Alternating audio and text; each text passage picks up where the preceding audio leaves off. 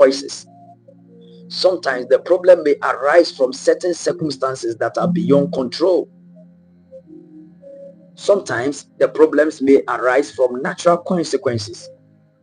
So in such cases, we need to approach these problems differently. How? Seeking God's guidance and wisdom to navigate them. If not, we will not be able to find solution to the problems that ought to be dealt with. So, understanding the source of problems that are not from the enemy. Understanding the source of problems that are not from the enemy. Number one is consequences of our choices. The consequences of our choices. You know what? Many problems we face are consequences or imports of our own choices and decisions. Galatians chapter 6 verses 7 to 8 and Hosea chapter 8 verses 7. I'll try and read all the scriptures today so that we can have a fair understanding of what we are dealing with. So, according to these two scriptures, Galatians chapter 6 verse 7 to 8 and Hosea chapter 8 verse 7, we reap what we sow.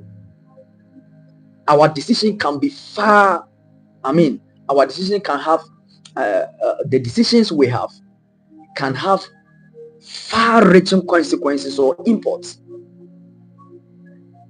Yes. So Galatians chapter 6 verse 7 to 8 says that, be not deceived. God is not mocked. For whatsoever a man soweth, that shall he reap. For he that soweth to the flesh shall of the flesh reap corruption.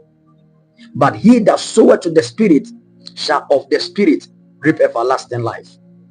Then Hosea 8:7 says, for they have sown the wind, and they shall reap the whirlwind.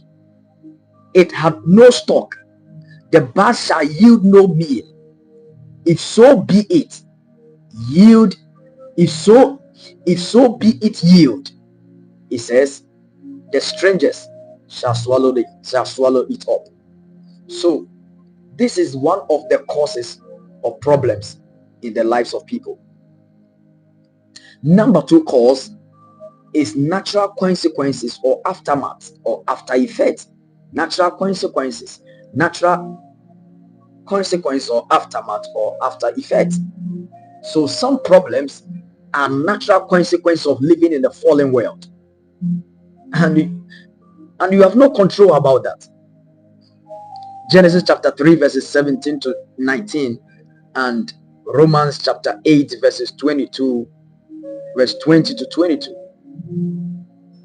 Let me read these scriptures.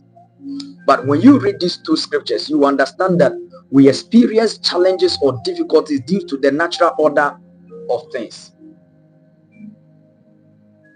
He said, and unto Adam he said, because thou hast hearkened unto the voice of thy wife, and hast eaten of the tree which I commanded thee, saying, thou shalt not eat of it.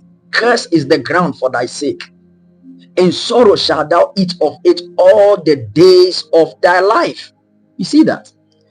Thorns and thistle shall it bring forth to thee, and thou shalt eat the herbs of the field. Verse 19. He said, in the sweat of thy face shalt thou eat bread, till thou return unto the ground. For out of it was thou taken, for dust thou art, and unto dust shalt thou return. Then Romans chapter 8 verse 20 to 22. For the creature was made subject to vanity, not willing, but by reason of him who has subjected the same in hope, because the creature itself also shall be delivered from the bondage of corruption into the glorious liberty of the children of God. For we know that the whole creation groaneth and travaileth in pain together until now. So this is the second cause of problems. And then the third cause of problem is God's discipline. Sometimes problems can be a result of God's discipline in our lives. No two ways about that. No two ways about that. Hebrews chapter 12 verses 5 to 11 and Proverbs chapter 3 verses 11 to 12. God's discipline is meant to refine us. and to help